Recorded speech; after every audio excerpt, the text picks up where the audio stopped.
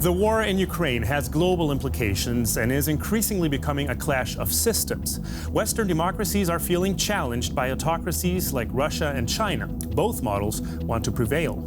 So far, China's peace plan for Ukraine has found little favor in the West. Instead, there are warnings from the US about possible arms deliveries from China to Russia, and Russia's ally Alexander Lukashenko personally traveled to China. Both sides are unable to find an agreement and are courting non-aligned countries like G20 host India, for example, which has seen a wave of diplomatic efforts, including a visit by German Chancellor Olaf Scholz. So on to the point, we ask, war in Ukraine, are new alliances dividing the world?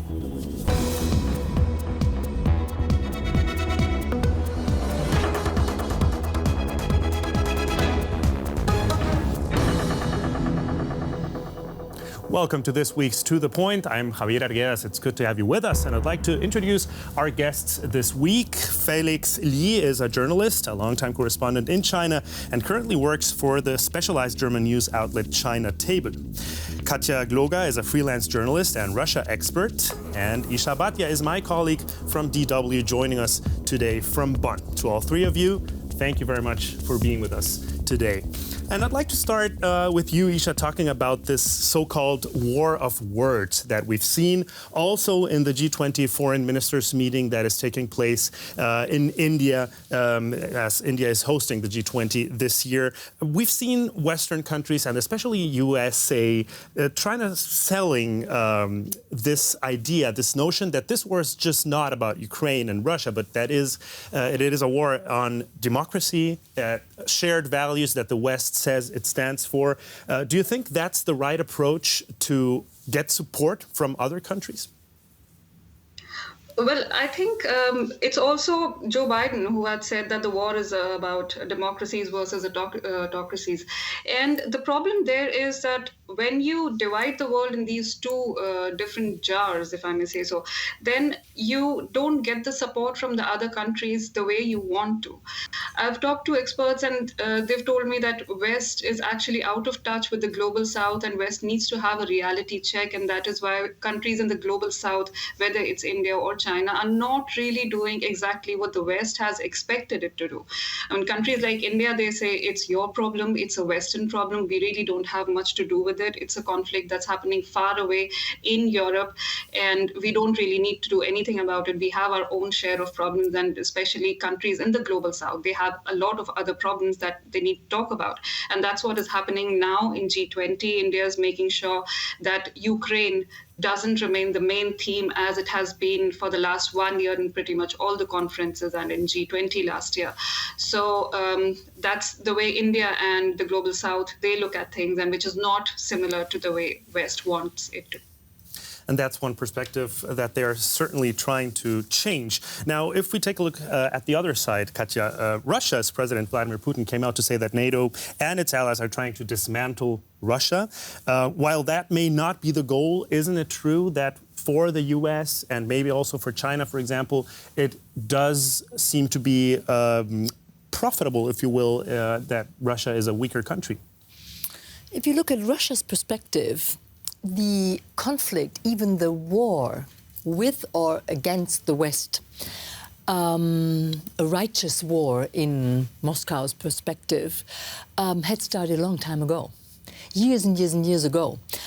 And now the West, the so-called collective West, as Moscow puts it, is waging a war against Russia on Ukrainian territory. And Russia has not only to defend herself and a Russian civilization against the collective West and US hegemonial politics, but also as a partner, so to say, of the global South, defending a new multipolar world order. I think this is the view from Moscow, and that meets quite some interests also in countries in the global South, who blame the collective West about hypocrisy. And many problems that they're also Absolutely. facing, for sure. And in the midst of all of this, of course, there is China, Felix. If it is a clash of systems, we have to look at the superpowers.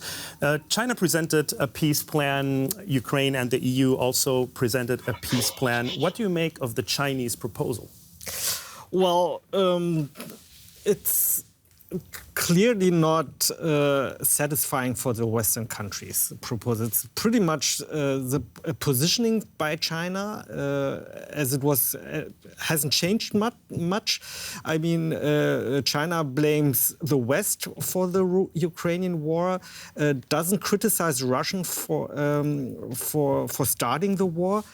But on the same hand, China is trying to somehow get control of, or is afraid of losing control, that Putin might escalate this war even more, or that even the Putin system might collapse. That is the biggest fear, because China is very much afraid that either way, if Putin is not there anymore, that Russia becomes pro-Western, or gets a leader which is even more aggressive than Putin.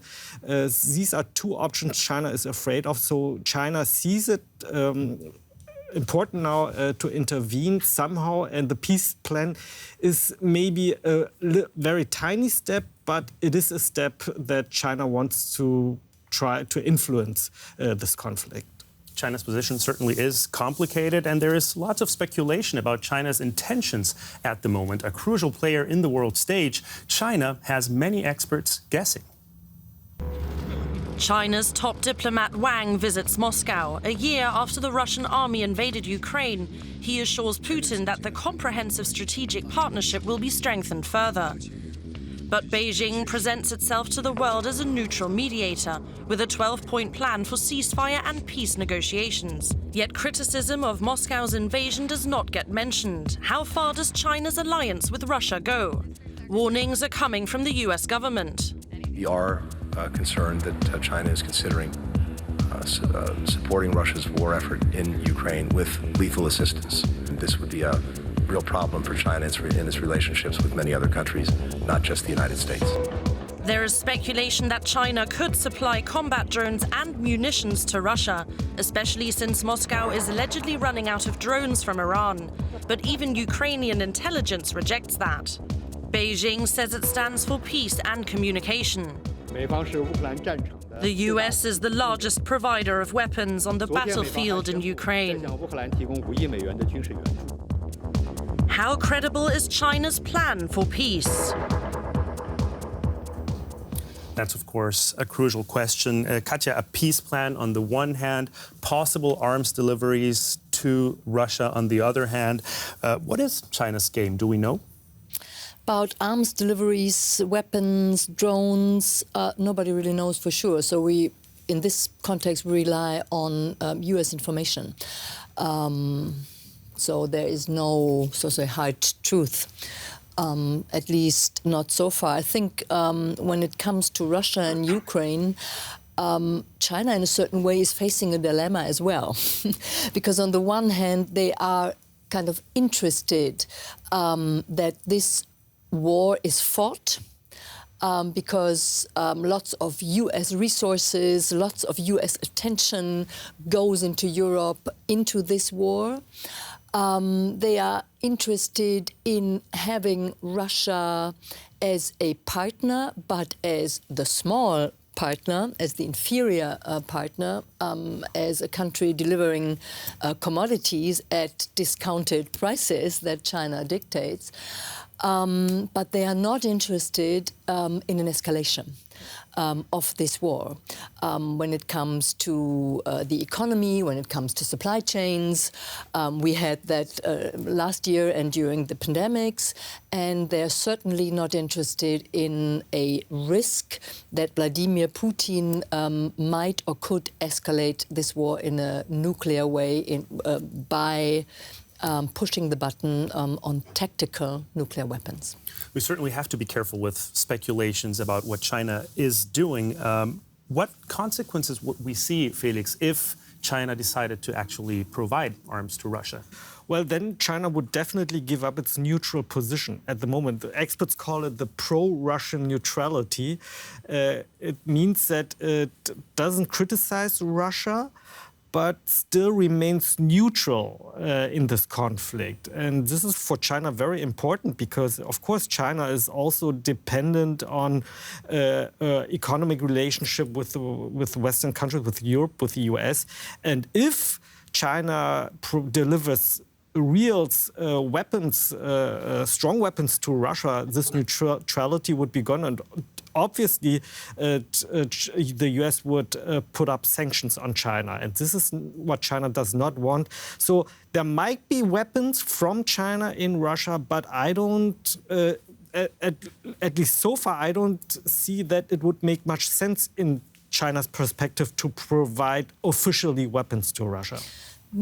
If I might add one little point, exactly, when it comes to sanctions. I mean, so far, at least from what we know, China has been following, in a way, the sanctions policies the West imposed against Russia. We don't know about illegal, so to say, deliveries of semiconductors or other parts for weapons productions and stuff. But so far, China has been very cautious not to take side of Russia by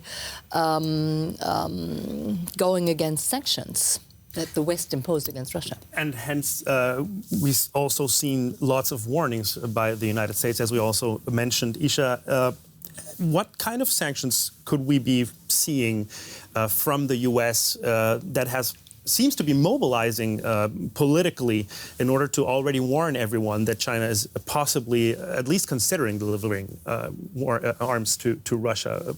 What consequences would China face specifically, do we know? Well, we don't know exactly what kind of consequences could that be, but in the last couple of years, we've already seen a lot of tension in the Indo-Pacific region.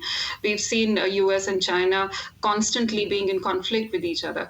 And I don't think that China would like to escalate that because that's not going to help China in any way. China really needs Russia, and China would want that the war takes a turn which is also in China's favor. So I think China's being neutral, China is at least pretending to be neutral, if we may say so. And by presenting these 12 points, China has taken a step further, but there's nothing really concrete there that could really, take us into the direction of peace. And that is where other players, I would say, they come in. So there's India that's waiting for it. Prime Minister Narendra Modi recently said it when Olaf Scholz was there in New Delhi, that we would like to help in whichever way we can. And India, as you know, India also sees itself as the big brother when it comes to the global south. So India doesn't want to miss that chance. And India is certainly eyeing it as well, that if China makes a mistake, if China does send something to Russia, then China will lose its credibility, and whatever, whether it's 12 points or later it becomes 10 or 20 points, China will not be in a position to say that we can be your mediator, because now we've become part of Russia by sending our weapons there. That is the risk and the reason why many countries, including India, as we just heard, have so far abstained from very harshly condemning this war. India is the world's largest democracy, and so far it has not specifically condemned the war against Ukraine, probably also due to several different interests. The latest UN resolution was not voted in favor of for a variety of reasons.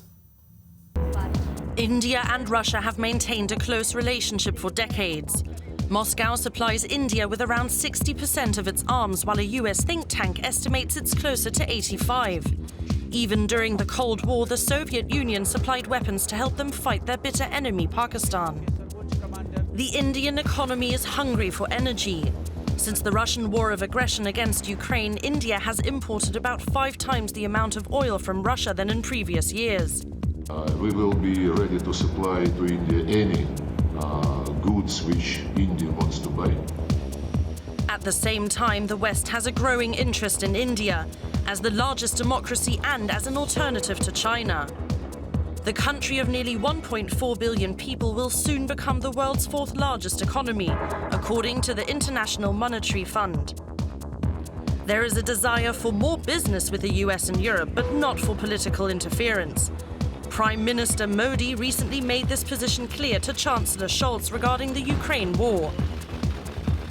Is India's stance representative of the entire global south?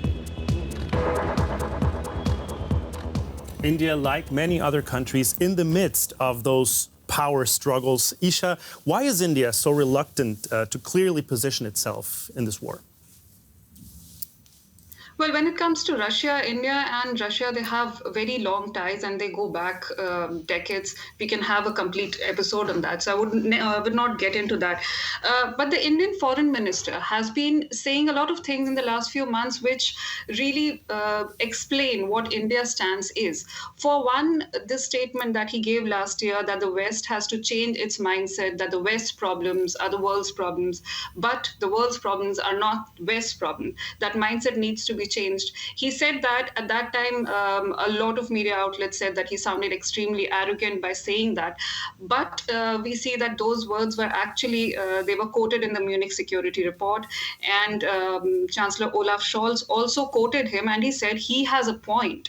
So that's where West sees that, okay, we are actually losing touch with the global South, and India being the pioneer, so to say, of global South is giving us a message and we have to take that seriously. Another thing that the Foreign Minister S. Jaishankar has been stressing is that whatever decision India takes, India will only keep in mind its people. India will only keep in mind what is good for its population. And India is not a very rich country. India is still an emerging economy, a very important economy. It is in competition with China, but India is still not a rich nation. And so India has to take decisions that are important for its people. And that is the whole argument here.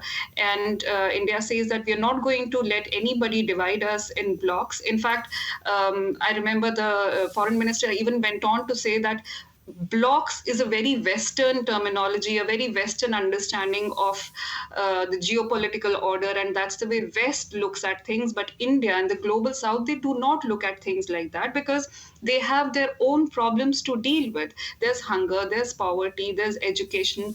There are a lot of things that India and the G20 countries and the countries in the global South, they need to focus on. And hence, India just wants to keep aloof from everything that's happening right now, except it wants to mediate if it given a chance. That's exactly the point. Many countries, also in Latin America, for example, we've seen it in Mexico, we've seen it in Brazil, simply do not want to be on either camp. That's at least how it seems. Felix, why do you think there's so much pressure from the so-called Western nations to get all these countries on board? Well, what the West is trying to isolate, of course, Russia, and the US also has this goal to try to isolate China, which is much, much more difficult. I mean, China is the #1 global player now. It has economic ties to almost every country in this world. And yes, and since the US is trying to make China as a big enemy, most other countries have problems with that. The European countries already have problems with that, but so especially the other countries, the emerging countries, and also the countries of the global South. Towards Russia, I think it's a little bit simpler for a lot of countries to take side, maybe also to take a pro-Western side, but what they also have experiences, they don't share the same interest in a lot of topics. But one goal they share is that they don't want to get too independent from the US. And that is why the reason they take this opportunity with the crisis in Ukraine to show the US, hey, we have our own voice. We don't want to be just a puppet from Washington. There's also a lot of historical resentment towards the United States in many regions of the world. Of course, Katja, do you think that's one of the reasons why this strategy doesn't seem to be working that well?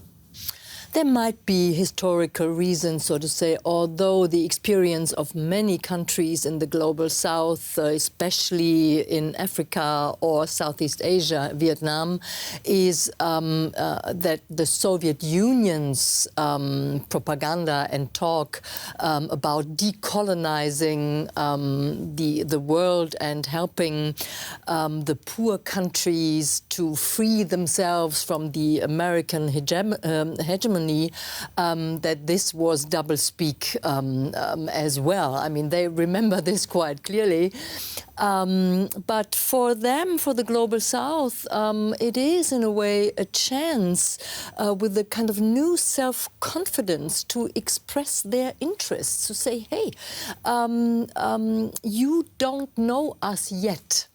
And we are defending our interests, and our interest is to act for our populations when it comes to education, when it might come to women's rights, when it comes to fighting the climate crisis, which is certainly the issue number one.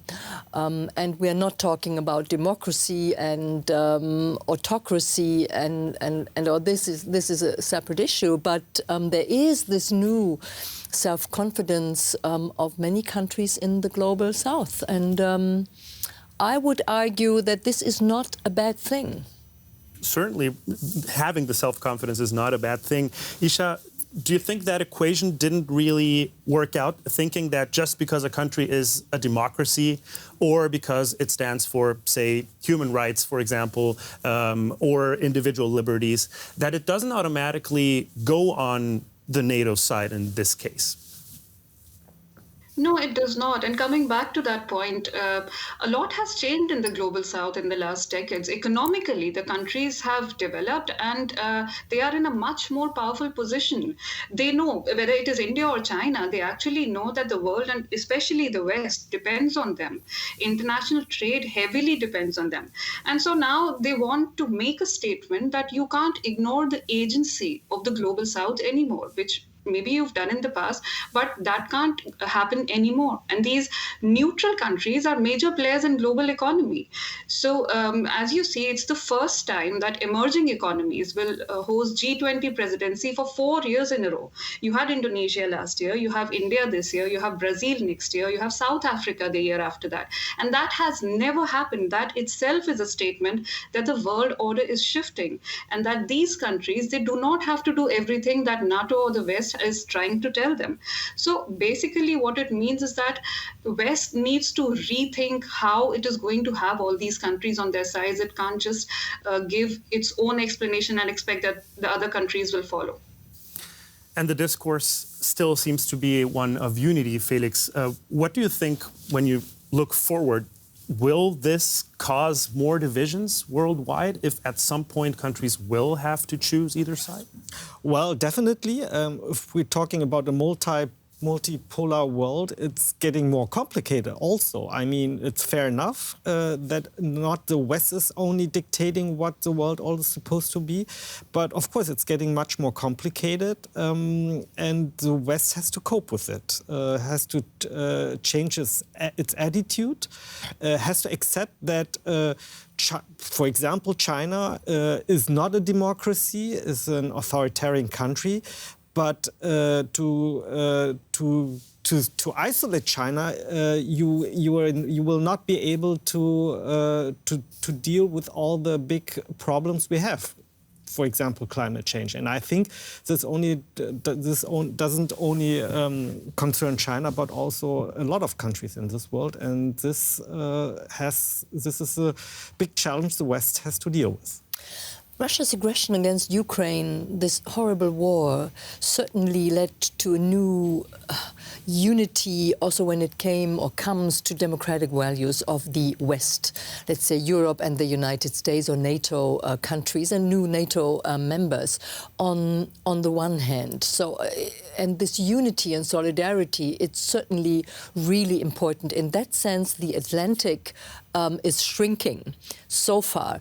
But I'm really very worried because Russia is by way not that isolated as we think it. We in Germany or in Europe would think that she is. We talked about this, and I'm also worried because we don't really know who will be the next president in the United States, and whether that shrinking distance of the over the Atlantic will enlarge all of a sudden to a horrible distance.